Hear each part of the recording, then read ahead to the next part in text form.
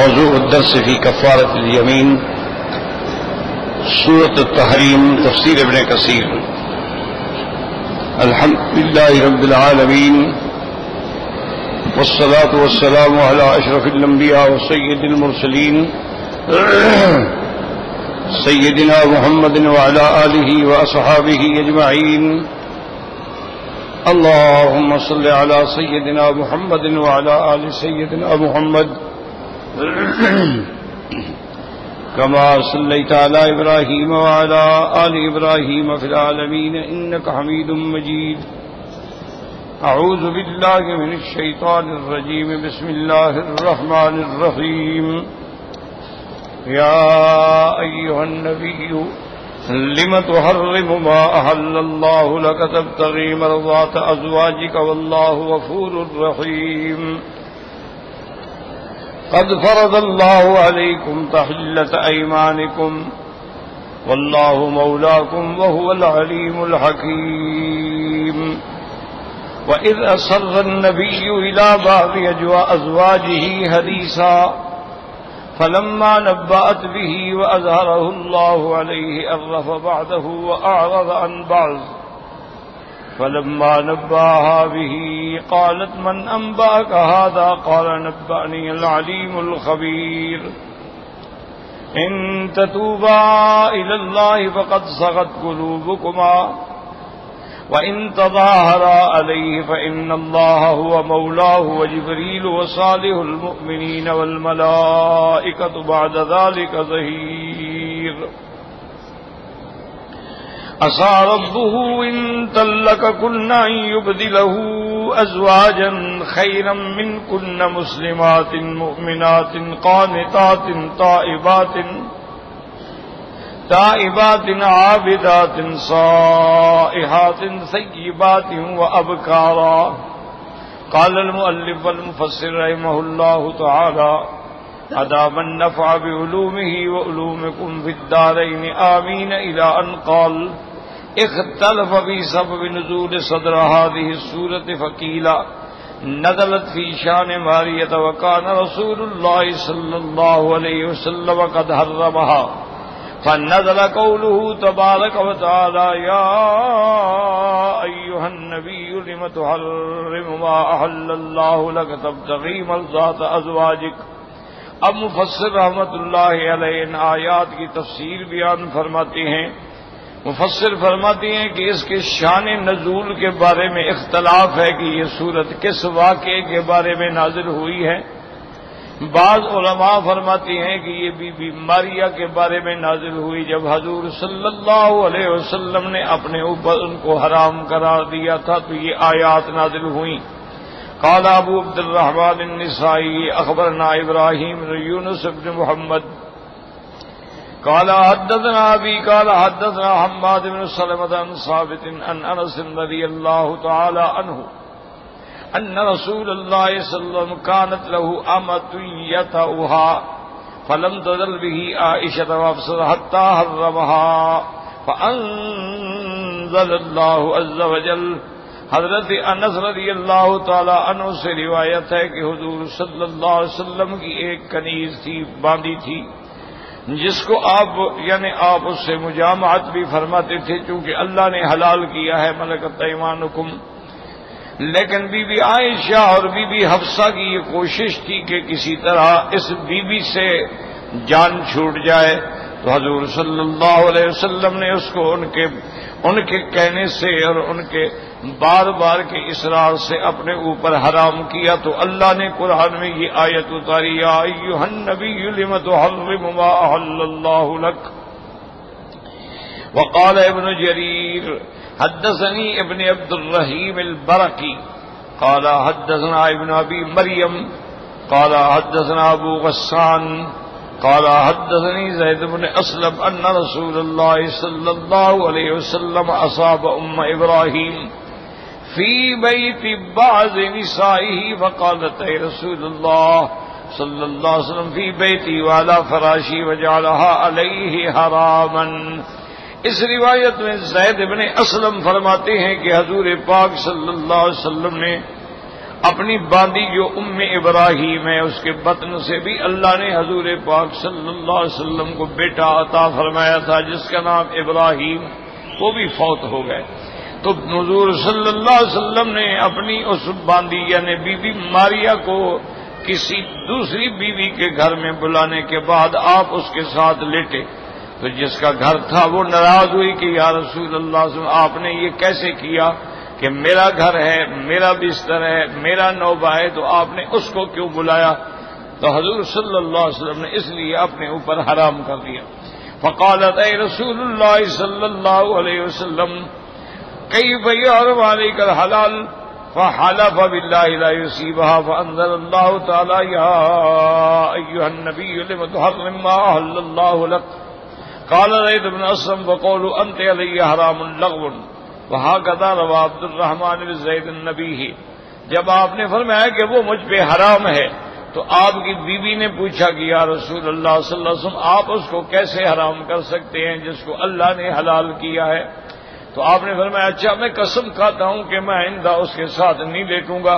تو آپ نے حلف اٹھا لی، تو پھر یہ آیات مبارک جو ہے یہ نازل ہوئی، یا ایھا النبی لم تحرم ما احل اللہ لک۔ زید بن اسلم فرماتی ہیں کہ آپ نے جو فرمایا انت علی حرام، ایک بات جو ہے گویا کہ لغو گئی اور قسم کی وجہ سے آپ کو کفارہ دینا پڑا۔ لیکن آگے انشاءاللہ آپ جا کے پڑھیں گے کہ بعض فقہاء کرام فرماتے ہیں کہ یہی تحریم جو تھی یہی گویا کہ قسم ہے، اور بعض فرماتے کہ نہیں قسم اس کے علاوہ تھی، حضور پاک نے حلف بھی اٹھائی تھی۔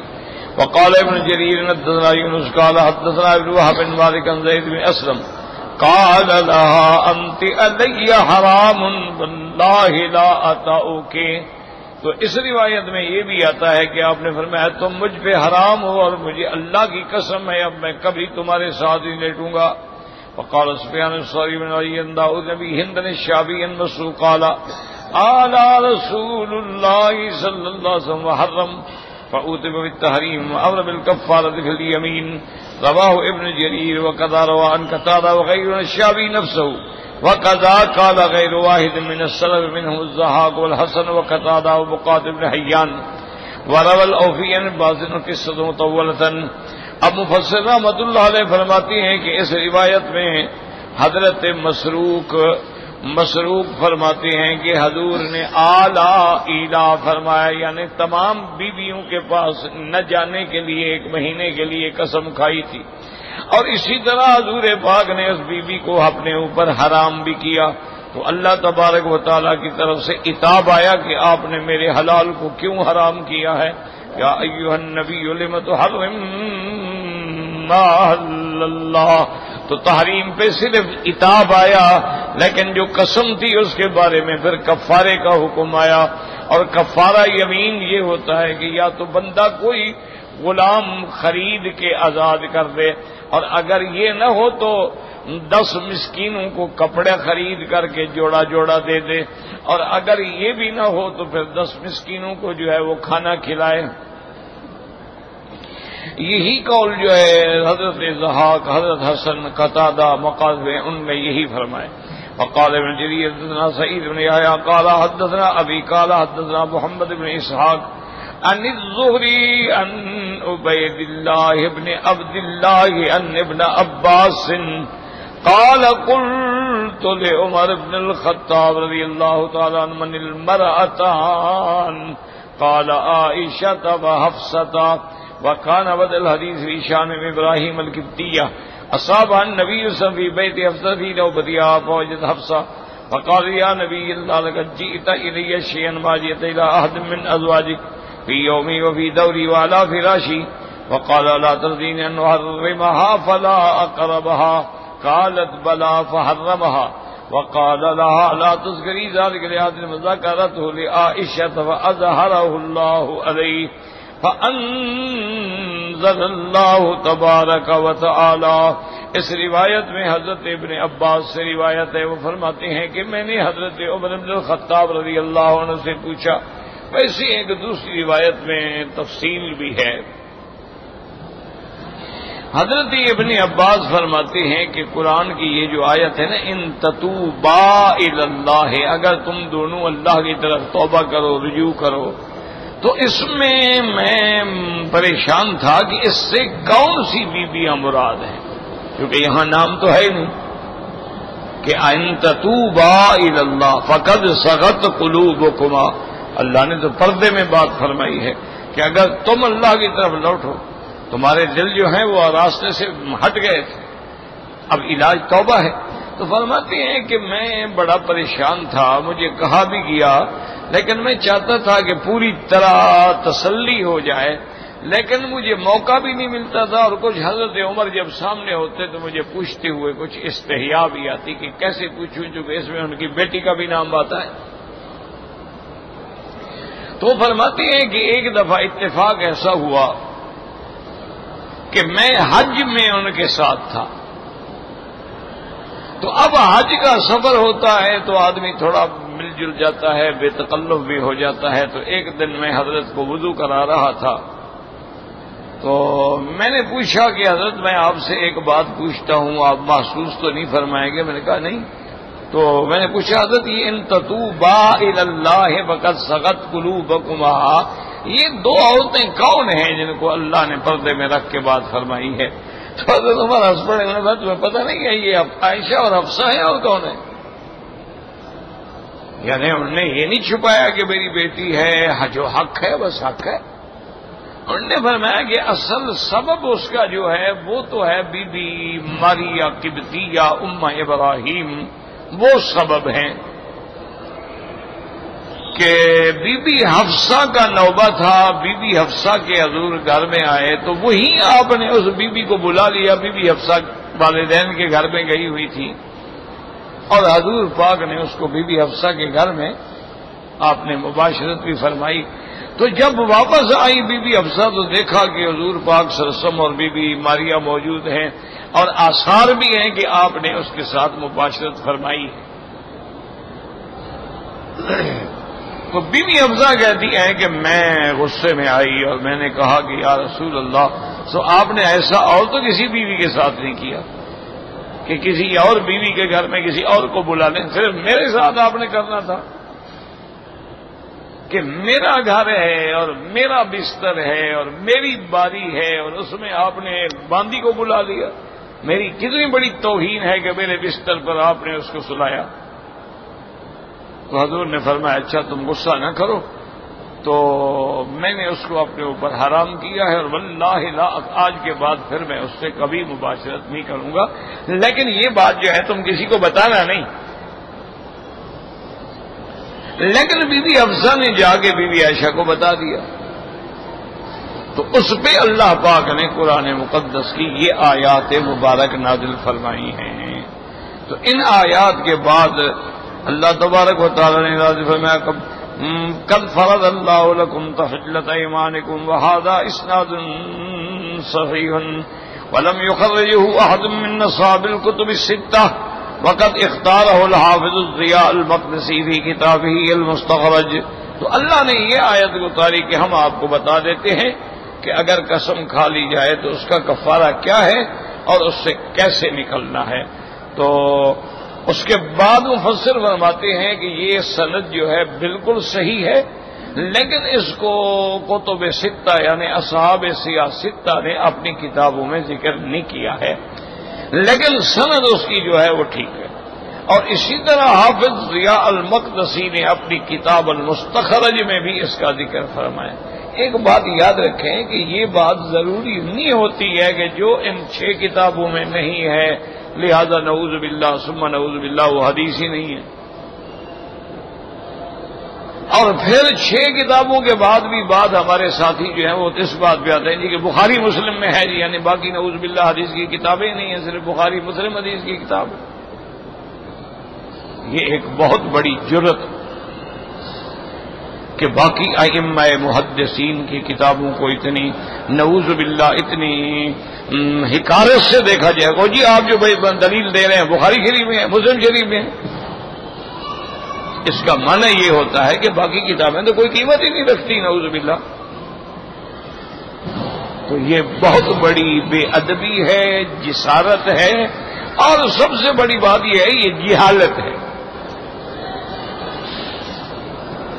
دیکھیں امام بخاری رحمت اللہ علیہ کی الجامع الصحیح سے پہلے تو موطا امام مالک جو ہے وہ آ گیا۔ امام مالک رحمت اللہ علیہ نے سب سے پہلے حدیث کی کتابوں میں موطا لکھا۔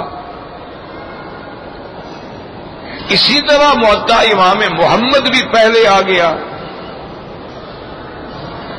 اسی طرح مسند امام ابو حنیفہ بھی پہلے آ گئی۔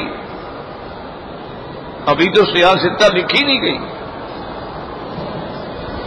یہ کتابیں تو بہت بعد میں لکھی گئی۔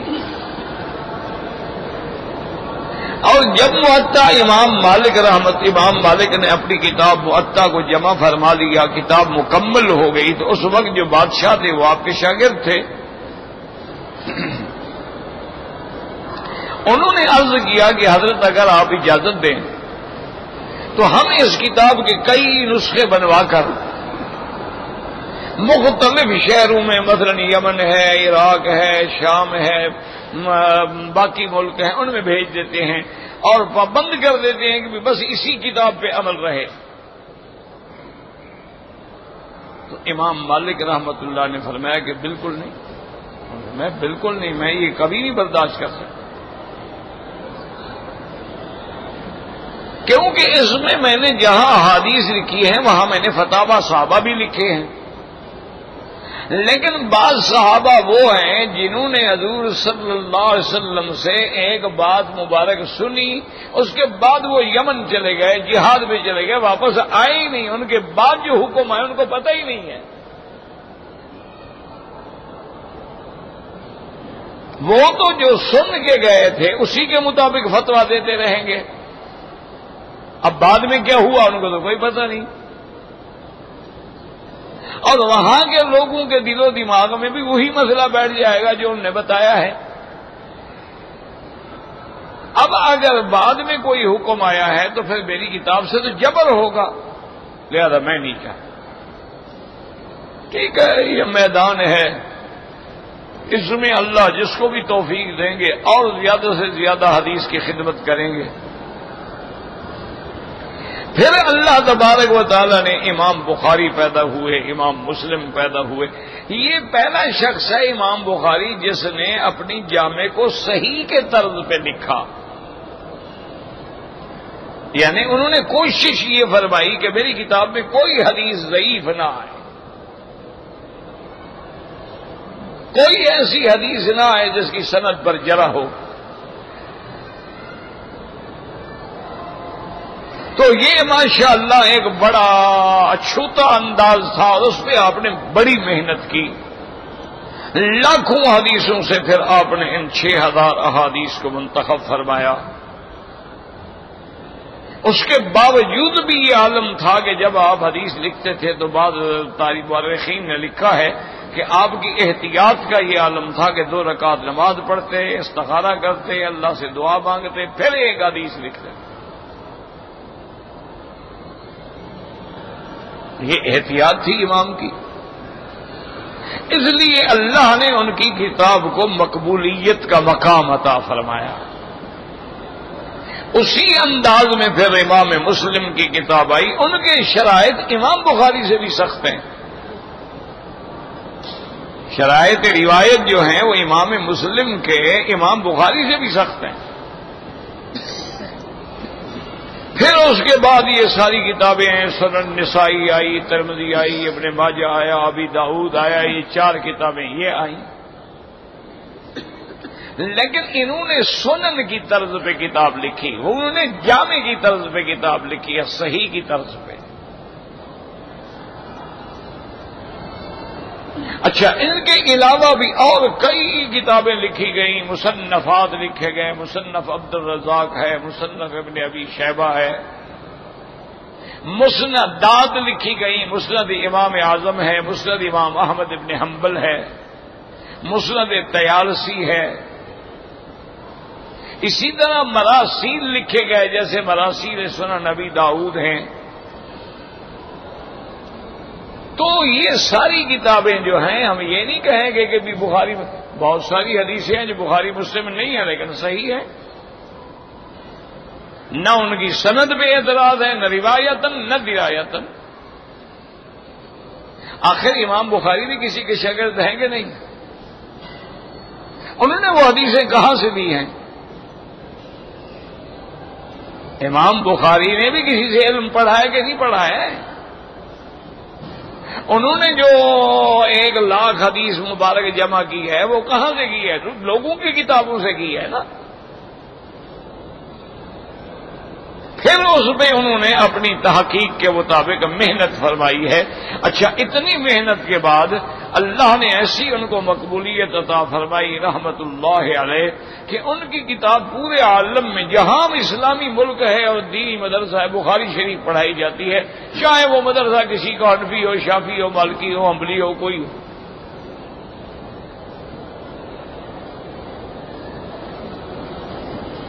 اور اسی طرح بعض علماء نے تو اتنا بڑا اعزاز بھی دیا ہے کہ اصح الکتاب بعد کتاب اللہ، کہ اللہ کے قرآن کے بعد اگر کوئی صحیح کتاب کا مجموعہ آیا ہے تو وہ بخاری شریف ہے۔ یہ علماء کا قول ہے، یہ کوئی حدیث مبارکہ نہیں ہے۔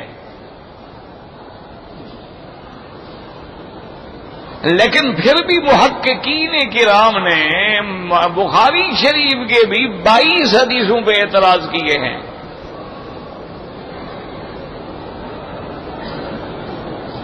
یہ بڑا مشکل فن ہے، یہ نہیں ہے کہ بھئی جو آدمی بھی وہ کہتے ہیں نا کہ بھئی کوئی پڑیا درد کی لے لے وہ حکیم بن جائے۔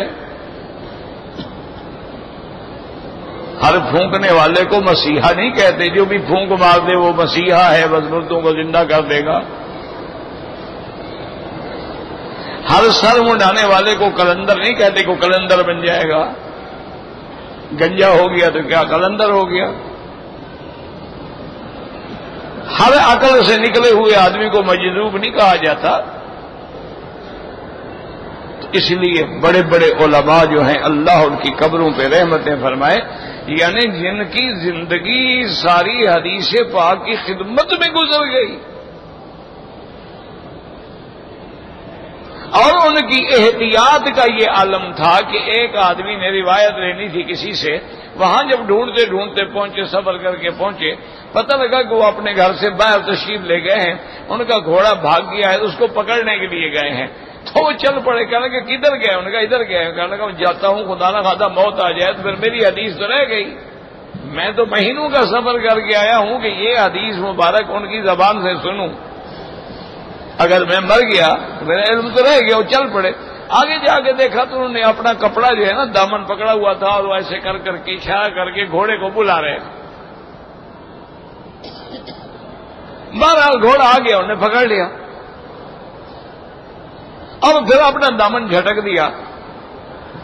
اس نے پوچھا حضرت یہ آپ کیا کر رہے تھے؟ کوئی جب جانور بھاگ جاتا ہے نا تو اس کو بلانے کے لیے کیا جاتا ہے تاکہ وہ یہ سمجھے کہ میرے لیے دانے لے کے کھڑا ہے، خوراک لے کے کھڑا ہے، تو وہ کھانے کے لیے پھر واپس آ جاتا ہے۔ تو انہوں نے کہا جب آپ یہ کر رہے تھے تو آپ کے دامن میں دانے تھے؟ انہوں نے کہا اللہ کے بندے نہیں، ایسے جانور کو بلایا جاتا ہے۔ انہوں نے کہا اچھا جی السلام علیکم۔ انہوں نے کہا کیوں آئے تھے، کیوں جا رہے؟ انہوں نے کہا میں نے آپ سے فلاں حدیث۔ انہوں نے کہا تو بیٹھو میں سناتا ہوں آپ۔ انہوں نے کہا آپ سے میں روایت نہیں دیتا، جو بندہ ایک جانور کو دھوکہ دے سکتا ہے حضور کی حدیث میں بھی جھوٹ بول سکتا ہے، میں آپ سے روایت نہیں دیتا۔ یہ احتیاط تھی۔ اگر کسی نے بازار میں چلتے ہوئے کوئی چیز کھا لی، جیسے عام عادت ہے فروٹ لیا وہیں کھڑے کھڑے کھا لیا، سیب لیا، کیلا لیا، کوئی چیز لی، چل بھی رہے کھا بھی رہے، تو ان کی محدثین شہادت اور روایت قبول نہیں فرماتے تھے، فرماتے تھے یہ مومن کی شان ہی نہیں ہے کہ چلتے ہوئے کھائے۔ وہ ایسے بندے کی شہادت قبول نہیں کرتے تھے۔ تو اس لیے ہمیشہ یاد رکھیں کہ علم حدیث مبارک جو ہے یہ بہت بڑا دریا ہے، سمندر ہے۔ جس نے بھی اس میں محنت کی ہے اللہ تبارک و تعالی ان پہ کروڑوں رحمتیں نازل فرمائے۔ اور اگر کہیں کوئی بات سمجھ نہ آئے تو ہماری عقل کا قصور ہے. ان مجتہدین پہ، محدثین پہ، فقہا پہ کبھی الزام نہ لگایا کریں اور نہ ان پہ کبھی عیب لگایا کریں. آج تو ہمارے دو جماعتیں میری طرح پڑے ہوئے ہوتے ہیں، کہہ دیتے ہیں جی حدیث ضعیف ہے، جی یہ تو ضعیف حدیث. بھائی ضعیف حدیث سے نکال دو، باقی دیکھو بچتا کیا ہے تمہارے پاس. ضعیف حدیثیں نکال دے ساری سنن سے، اور جن جن کتابوں میں ضعیف حدیثیں ساری نکال دیں، باقی دیکھو آج کتنا. پھر تو منکرین حدیث کہیں گے یہی حال ہے آپ لوگوں کا کہ لاکھوں حدیثوں میں 2000 حدیث بچی. یہ نہیں ہوتا کہ یہ حدیث ضعیف ہونے کے وجوہات ہوتے ہیں کہ روایتاً ضعیف ہے، درایتاً ضعیف ہے، متن میں کوئی مسئلہ ہے، سند میں کوئی مسئلہ ہے، کوئی راوی ایسا درمیان میں آ گیا ہے جو ضعیف ہے. بعض روایات میں ایسے راوی بھی آ جاتے ہیں جو وضاح ہیں، بعض روایات میں ایسے راوی بھی آ جاتے ہیں جو شیعہ ہے. تو پھر محدثین دیکھتے ہیں کہ اگر فضیلت اہل بیت کی روایت ہے اور روایت کرنے والا شیعہ ہے تو اس کا اعتبار نہیں ہے، لازماً ان کے شان بڑھائے گا.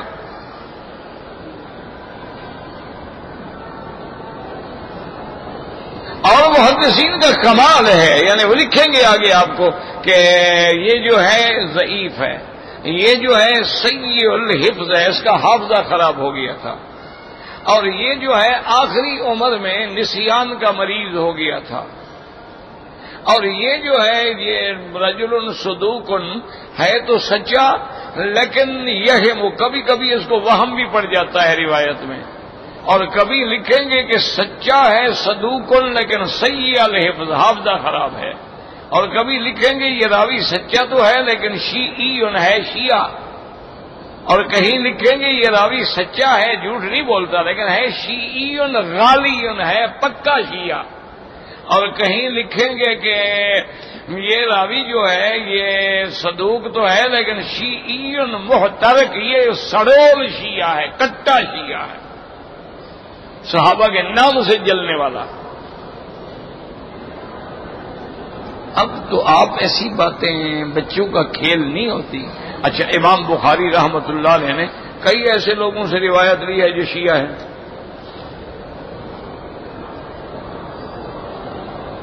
اسی لیے شیعہ مذہب والے بھی کہہ دیتے ہیں نا کہ بابا اگر ہم حق پہ نہیں ہیں تو تمہارے اتنے بڑے امام نے ہمارے راویوں سے روایت کیوں لی ہے؟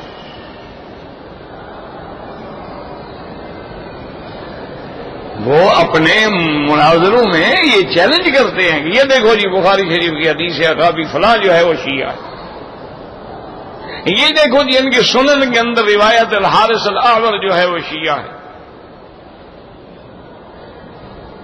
تو جب شیعہ راویوں سے تمہارے محدثین، مجتہدین، فقہا روایتیں لے رہے ہیں تو پھر ہمارا مذہب غلط کیسے ہوا؟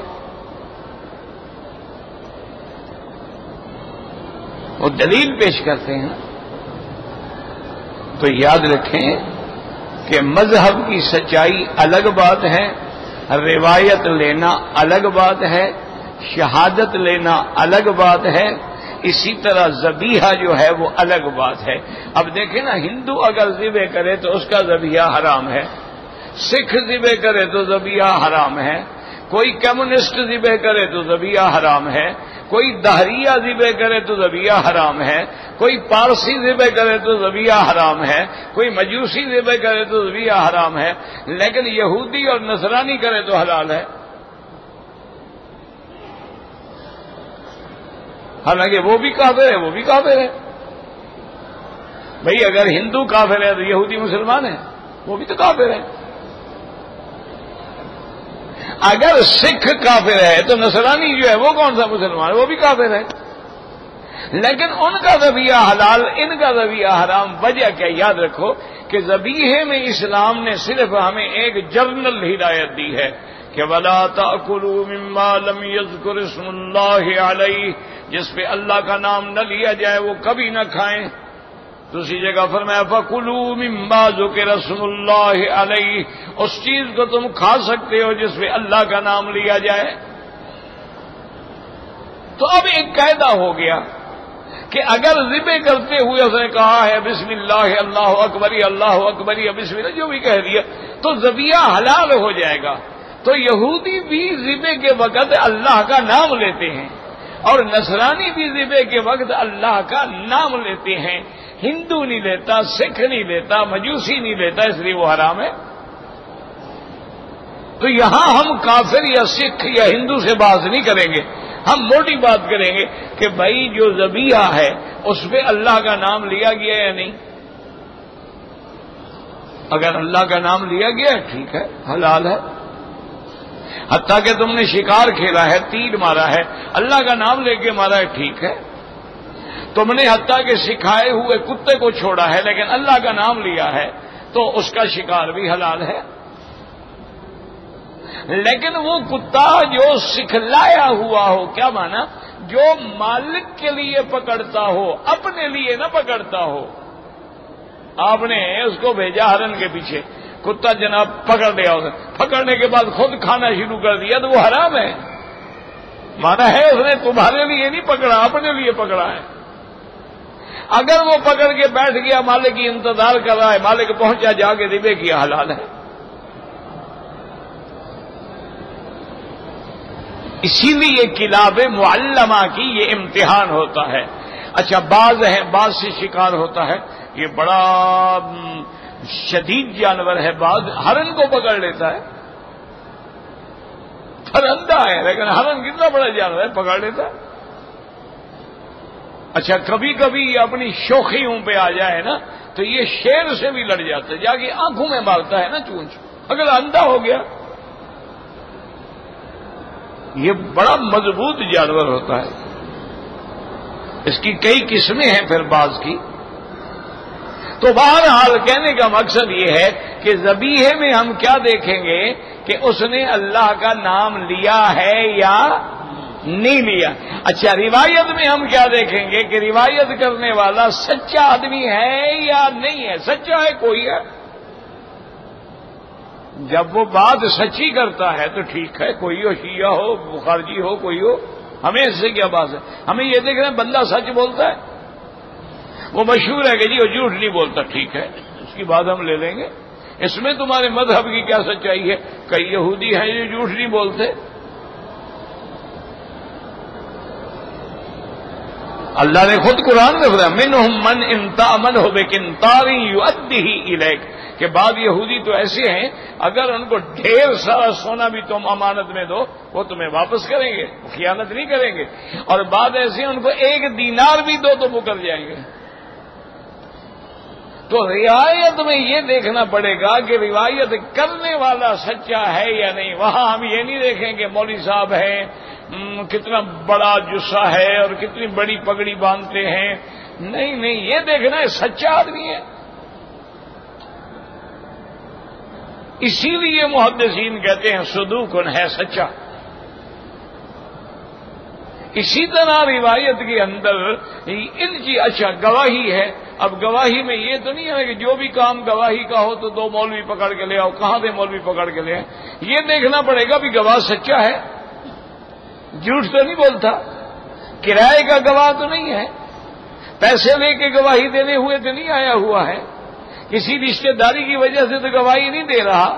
اگر سچا اشہدوا ذوی عدل منکم، جو بھی سچا ہے اس کی گواہی لے لو. اس لیے ہمیشہ یاد رکھیں، باتوں کو سمجھا کریں اور احادیث مبارک کو سمجھنے کی. اب دیکھیں حافظ ابن کثیر کتنا بڑا آدمی ہے، یہ مفسر بھی ہیں، محدث بھی ہیں اور مؤرخ بھی ہیں. یعنی اللہ نے ان کو صرف حدیث کے علم نہیں، تفسیر میں بھی مفسر بھی ہیں اور ماشاءاللہ محدث بھی ہیں اور مؤرخ بھی ہیں. تاریخ بھی بڑی کتاب لکھی ہے. اب یہی واقعہ جو آ گیا، حضور پاک نے بی بی کے ماریہ کو حرام کر دیا. صرف اس واقعے کو دیکھو کتنی روایتیں نقل کر رہے ہیں. یہ شان ہوتی ہے محدث کی. وہ ساری روایات جمع کر رہے ہیں کہ اس حدیث میں یہ آیا ہے، اس روایت میں یہ آیا ہے، اس روایت میں یہ آیا ہے، اس روایت میں یہ آیا ہے. اور پھر ساتھ بتاتے جا رہے ہیں اس کی سند صحیح ہے، اس کی سند میں ضعف ہے، اس کی سند میں فلاں. یہ ہوتا ہے محدثین کا کمال. یہ نہیں ہوتا کہ ایک حدیث پڑھ لی اور اس کے بعد جناب ماشاءاللہ اسی پر بس ساری دنیا کو ہانکتے رہے، اس مسئلے کی باقی حدیثوں میں سے کوئی پڑھی نہیں.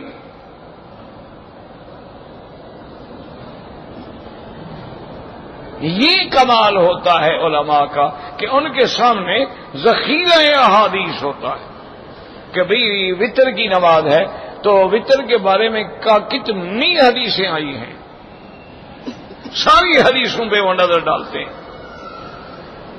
بھئی دعائے قنوت ہے اس کے بارے میں کتنی روایتیں آئی ہیں، ساری روایات پہ نظر ڈالتے ہیں اور دیکھتے ہیں کیا قنوت سارا سال ہے، کیا قنوت نازلہ ہے، کیا قنوت میں حضور اللہم اہدنا فیمن ہدیت ہمیشہ پڑھتے تھے یا صرف 2 مہینے کے لیے پڑھا تھا.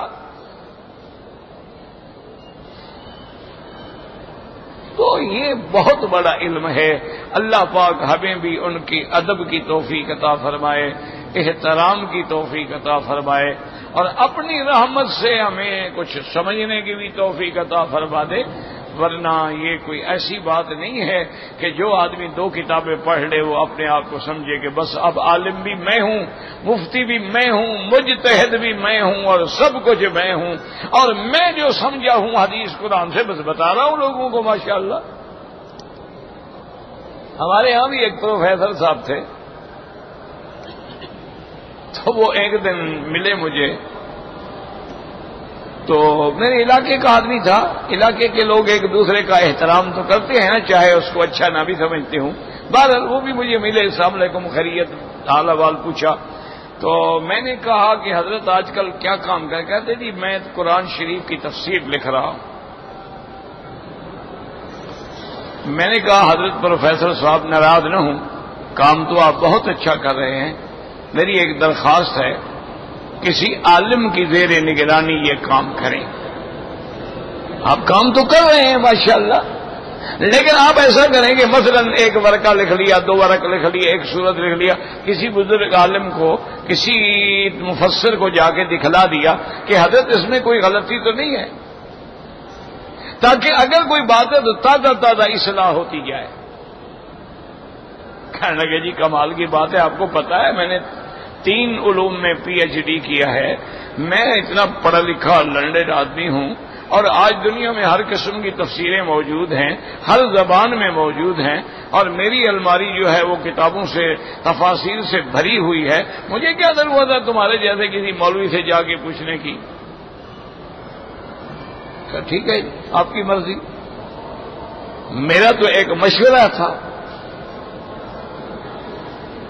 کہتے ہیں نہیں کوئی ضرورت نہیں ہوتی ہے مکی صاحب، ہمیں الحمدللہ. اور پھر میں نے باقاعدہ عربی لغت پہ کورس کیا ہے، میں نے عربی ادب پہ کورس کیا ہے اور میں نے بڑی محنت کی. میں نے کہا اچھا جی ایک قرآن شریف میں سورۃ الرحمن میں آتا ہے اللہ تبارک و تعالیٰ فرماتے ہیں، کیا ہو گیا بھائی اس کو بیماری، کبھی کبھی اس کو بھی دورہ پڑ جاتا ہے.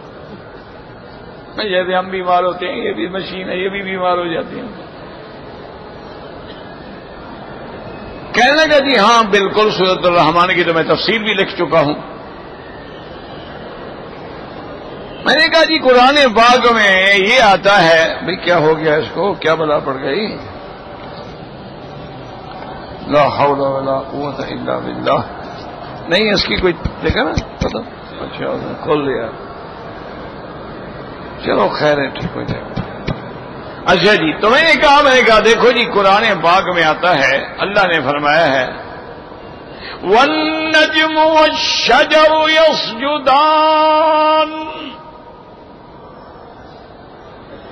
وَالسَّمَاءَ رَفَعَهَا وَوَضَعَ الْمِيزَانَ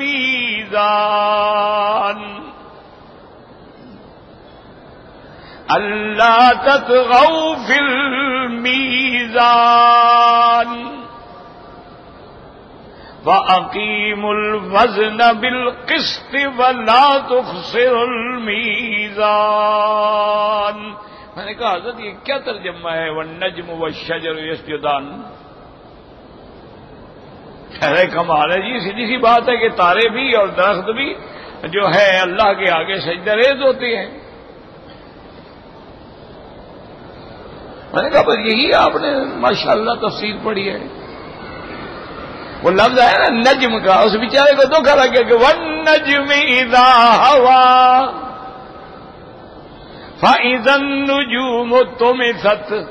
اس نے سمجھا کہ نجم صرف ستارے کو کہتی ہیں. میں نے کہا حضرت پروفیسر صاحب آپ صرف پروفیسر نہیں بلکہ جاہل بھی ہیں. یہاں نجم سے مراد وہ ہے وہ بوٹیاں جو زمین پہ پڑی ہیں، اور شجر سے مراد وہ ہے جو اپنی ساکھ پہ کھڑا ہو. یعنی دونوں قسم کے درخت اللہ کو سجدہ کر رہے ہیں. یہاں تارے مراد نہیں ہیں.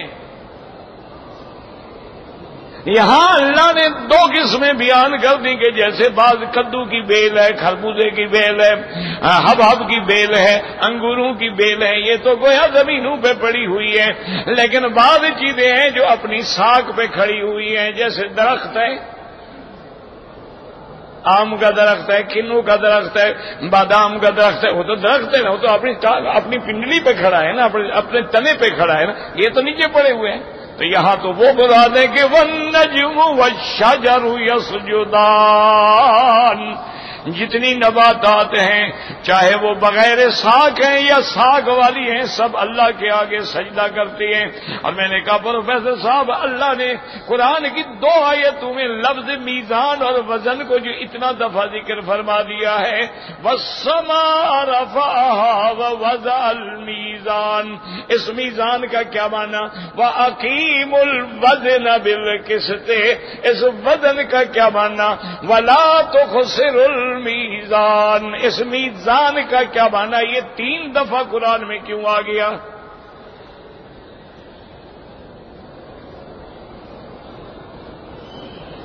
کہتا ہے جی بات تو آپ کی ٹھیک ہے. میں نے کہا جناب ایک جگہ عدل مراد ہے، ایک جگہ آلت المیزان مراد ہے، اور ایک جگہ جو ہے اس کے تول کے اندر کمی بیشی نہ ہو.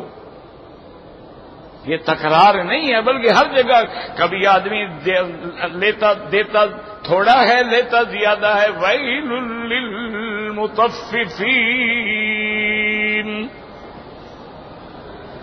اور کبھی میزان سے مراد جو ہے قیامت والے دن جیسے سب کے سامنے ان کے نامہ اعمال پیش کیے جائیں. وَنُقِيمُ الْوَزْنَ بِالْقِسْطِ. تو اس لیے ہمیشہ یاد رکھیں حدیث ہو یا تفسیر ہو، مربع بغیر مربی کے کبھی نہیں بنتا ہے. ان کی خدمت میں جایا کریں، علماء کے پاس بیٹھا کریں اور ان سے پڑھا کریں، سمجھا کریں. کچھ لکھ رہے ہیں تو ان کو دکھایا کریں. جو آدمی کسی سے مشورہ لیتا ہے نا انشاءاللہ بڑا عالم بن جاتا ہے، اور پھر اس کے اندر غلطیاں بھی نہیں رہتی، کیونکہ تازہ غلطی کا پتہ لگتا جا رہا ہے، تازہ اصلاح ہوتی جا رہی ہے. کوئی غلطی ہوئی تو تازہ اصلاح ہوگی. تو اس لیے یہ محدثین کا کمال ہے کہ ہر واقعے پر وہ اتنے احادیث مبارک کا ذکر فرماتے ہیں. واللہ اعلم.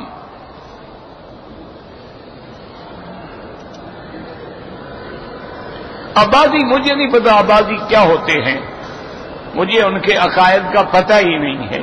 تو جب تک آدمی نے ان کی کتابیں نہ پڑھی ہوں اور ان کے عقائد کو نہ جانتا ہو تو کیسے ہم بات کہہ سکتے ہیں؟ میں تو کوئی طویل شویر نہیں دیتا کینسر کا. اس کے لیے سب سے پہلا علاج جو زمزم ہے. اور بعض علماء نے اپنے تجارب سے لکھا ہے کہ قرآن کی ایک آیت مبارک ہے لیس لہا من دون اللہ کاشفہ. تو قرآن شفا ہے، وننزل من القرآن ما هو شفا.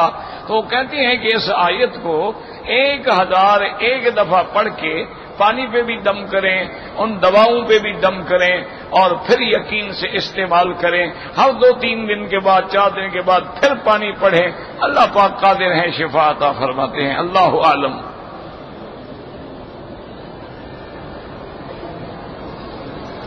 کہتے جی کہ رفع یدین نہ کرنے کا میرا بھائی کتنے دفعہ کی کیا بات ہے؟ ایک ہی دفعہ حکم دیں، ایک دفعہ تھوڑا ہوتا ہے. زیادہ دفعہ دیں تو پھر مانیں گے آپ. یہ کیا بات ہے؟ یہ بھی کوئی معذور کا حکم ہے، 1 دفعہ ہو 10 دفعہ ہو. تو آپ کے عمل میں رفع یدین موجود ہے، اس لیے ہم ان حضرات پہ کبھی اعتراض نہیں کرتے جو رفع یدین کرتے ہیں. لیکن اسی طرح احادیث مبارک میں حضرت عبداللہ ابن مسعود سے بھی روایت ہے اور ایک جگہ حضرت عبداللہ ابن عمر سے بھی روایت ہے کہ وہ نماز میں رفع یدین نہیں کرتے تھے۔ ایک دفعہ تو عبداللہ ابن عمر فرماتے ہیں کہ میں نے اپنے والد حضرت عمر کو بھی رفع یدین نہ کرتے ہوئے دیکھا ہے، بس پہلی تکبیر میں ہاتھ اٹھاتے تھے، اس کے بعد نہیں اٹھاتے تھے۔ اور ایک حدیث میں آیا ہے کہ مالی رافعی ایدیکم کانہا اذناب خیل شمس اسکنوا فی الصلاۃ، حضور نے فرمایا کیوں تم اپنے ہاتھ ایسے اٹھاتے ہو جیسے شرید گھوڑے کی دمیں اٹھاتے ہو، نماز سکون سے پڑھا کرو۔ تو اس لیے علماء فرماتے ہیں کہ اس میں رفع یدین سے، بعض علماء کہتے ہیں کہ نہیں، اس میں منع کیا گیا ہے۔ جو لوگ یہ سلام پھیرتے ہیں نا، ایسا کرتے ہیں، ایسے شیعہ کرتے ہیں آج کل، سلام پھیرتے ہوئے وہ سلام علیکم کرتے وہ اپنے ہاتھ مارتے ہیں، وہ کہتے ہیں اس کے بارے میں حکم ہے۔ تو بہرحال یہ ہے کہ حکم تو ہے نا کہ منع کیا گیا۔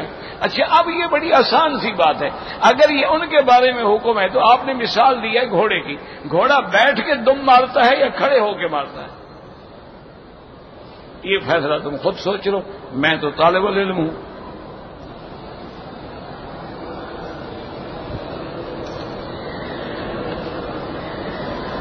مشین کے ذریعے جو جانور ذبح کیا جاتا ہے وہ حرام ہے۔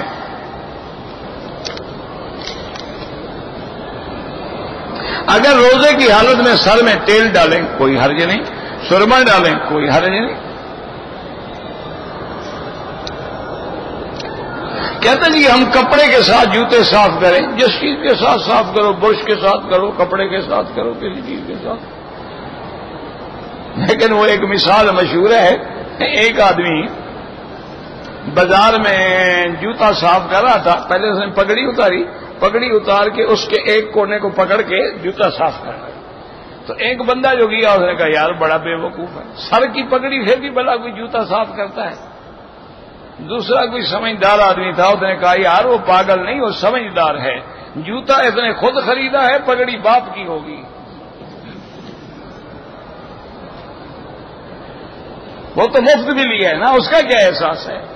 جوتا جو کہ خود خریدا ہے بیچارہ اسی کی حفاظت کر رہا ہے۔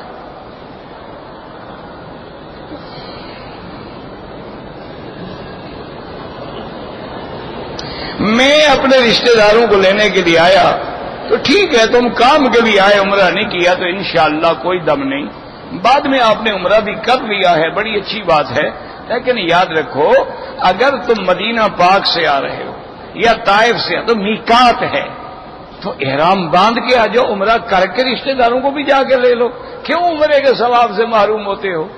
وہ تو چھوٹے حج کے برابر ہے عمرہ۔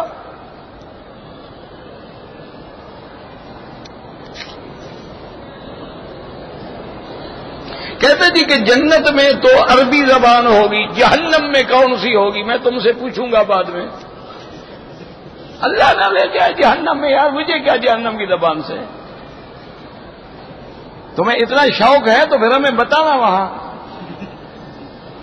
او بدبختو، قرآن میں لکھا ہوا نادا اصحاب النار اصحاب الجنہ، عربی ہے کہ نہیں؟ جہنم والے بھی عربی میں پکاریں گے، قرآن پڑھتے نہیں ہو، سارا ٹھیکہ کو مولوی مکی نے دے رکھا ہے۔ اچھا خدا کی شان ہے، اب مکی بن گئے ہیں بہت سارے، میرے لیے ایک اور مصیبت آ گئی ہے، ہر آدمی نے اپنے نام کے ساتھ لکھ دیا مکی مکی مکی، وہ جو غلطی کرے رسی میرے گلے میں۔ مکی صاحب آپ نے کہا، وہ خدا کے بندو میں تو 8 سال سے پاکستان نہیں جی، آپ فلاں جگہ آئے تھے جلسہ کیا تھا تقریر، بھائی میں 8 سال سے پاکستان نہیں گیا، جلسہ کیسے کیا تھا؟ اچھا میں نے کہا آگا پیچھے دیکھو کوئی اور مکی ہوگا، کہتے نہیں اور مکی تو ہے ہی نہیں، بتا آپ ہے، ٹھیک، اب اس کا کیا علاج ہے؟ میں ملک میں نہیں گیا، وہ کہتے ہیں آپ نے تقریر میں یہ کہا ہے، بس انا للہ، اور کیا کر سکتے، انا للہ و انا الیہ راجعون۔ اگر بیوی زبان دراز ہو، ہر وقت جھگڑا کرے، تو اس کو اگر ہم طلاق دیے بغیر دوسری شادی کریں بالکل کرو، اس کا علاج ہی یہی ہے کہ دوسری زبان بیوی لے آؤ، انشاءاللہ زبان بند جو ہو جائے گی، مجال ہے پھر گالی دے، پھر تم دونوں کو چھوڑ دیا کرو، خود الگ ہو جائے کرو، کوئی باتوں کو میں نے وکیل رکھ لیا، بس وہ جھگڑا کرتا رہے گا، وہ آپس میں ٹکرا کے دونوں ٹھیک ہو جائیں گے انشاءاللہ۔ بلکہ عرب تو کہتے ہیں کہ دو بھی ٹھیک نہیں ہوتی، تیسری بھی کر لو۔ وہ کہتے ہیں جب آدمی 3 شادیاں کرے وہ ساری ٹھنڈی ہو جاتی ہے، کیونکہ ایک پر تو تم دوسری کو لے آئے نا، وہ چڑتی ہے، جب اس پر بھی ایک اور آ گئی تو اب کس سے چڑھیں؟ وہ آپس میں ٹھنڈی ہو جاتی ہیں، شروع کر لیتی ہیں کہ چلو بھائی ٹھیک ہے، جگہ بگڑا مت کرو، وقت گزارو۔